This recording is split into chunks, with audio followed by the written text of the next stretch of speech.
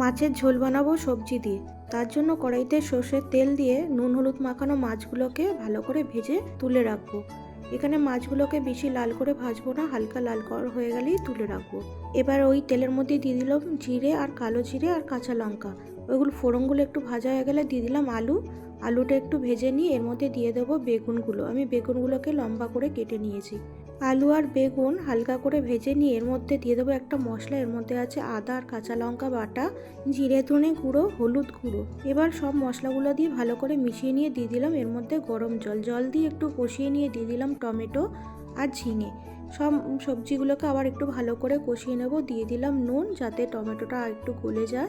সব সবজি খুব ভালো করে কষানো হয়ে গেছে। এবার দিয়ে দিলাম গরম জল।